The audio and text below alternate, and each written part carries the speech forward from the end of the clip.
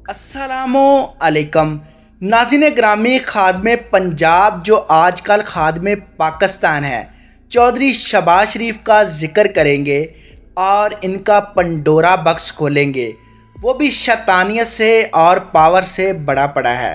ناظرین گرامی، ان کی سب سے بڑی پاور اور فطرت یہ ہے جس کو ضرور آپ اچھا کہنے پر مجبور ہو جائیں گے۔ یہ جس بھی کسی گھر میں دعوت پر گئے، اس کی بیوی اس کی بیٹی پسند آ گئی تو اس کو اٹھا کر زبردستی شادی کرنے میں یہ مشہور ہیں۔ 3 شادیاں تو ان کی منظر عام پر آ سکی، لیکن متعدد شادیاں ایسی بھی ہیں جو ابھی تک خفیہ رکھی گئی۔ آج انہی حقیقت سے آپ کو آگاہ کریں گے۔ آپ سے گزارش کرتے ہیں رومی وائس کو لائک، سبسکرائب اور شیئر کر لیجئے۔ میاں شہباز شریف نے نہایت مختصر مدت میں کامیاب سیاسی زندگی کا طویل سفر طے کیا۔ شریف خاندان کے قریبی ذرائع کا تو یہ کہنا ہے کہ جناب نواز شریف کی کامیابیوں کے پیچھے بھی در حقیقت شہباز شریف کا قایا ذہن اور بروقت فیصلہ کرنے کی صلاحیت کار فرما ہے۔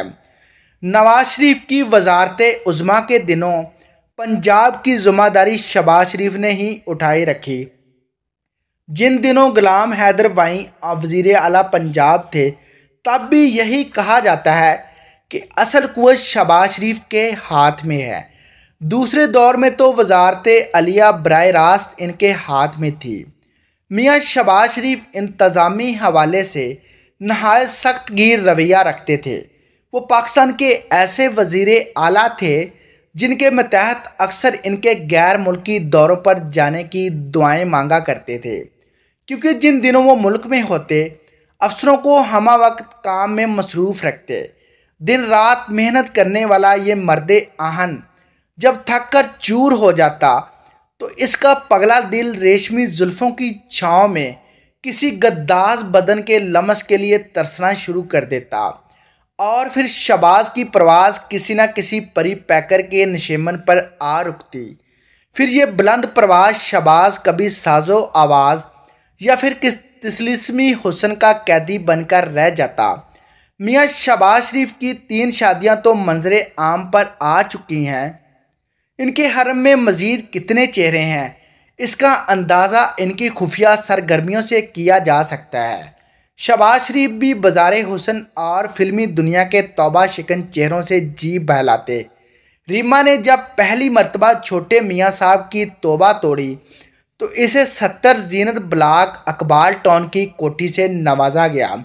بعض اہم ذرائع تو یہ بھی کہتے پائے گئے کہ انہوں نے ایک اور خوبرو حسینہ کو عقد میں لے رکھا ہے۔ چھوٹے میاں صاحب کی یہ چوتھی بیوی سردار فیض محمد خان کھوسہ کی صاحبزادی نیلوفر کھوسہ ہیں۔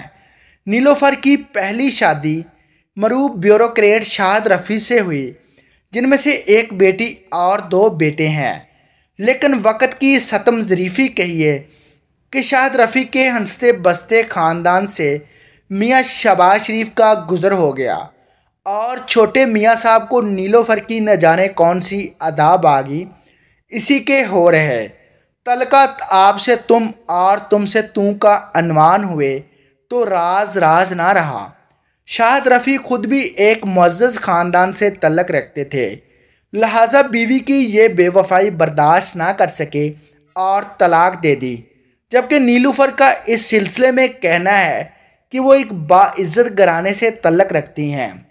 ان کے بھائی طارق کھوسہ، آصف کھوسہ اور ناصر کھوسہ اہم سرکاری عہدوں پر کام کر رہے ہیں۔ وہ اپنے خاندان کی بدنامی کا سبب نہیں بن سکتی۔ اس طلاق کی وجہ شہباز شریف نہیں تھے، بلکہ شاہد کا اپنا عیش پرستانہ رویہ تھا۔ میری بیٹی بڑی ہو رہی تھی، میں نے شاہد کو گھر میں رنگین محفلیں سجانے سے منع کیا تو تنازع بڑھ گیا، جو بالآخر طلاق پر ختم ہوا۔ بہرحال نیلوفر کی تمام تر وضاحتوں کے باوجود ان کے خاندان سے وابستہ قریبی افراد کا کہنا ہے کہ جب خاندان والوں نے ان سے شہباز سے نکاح کے متعلق پوچھا تو انہوں نے نکاح کی تردید کی، لیکن ان کے ساتھ انٹرنیشنل فلائٹ پر جانے کی تصدیق کی۔ ذرائع کہتے ہیں کہ یہ انٹرنیشنل فلائٹ دراصل ان عاشقوں کا ہنی مون تھا۔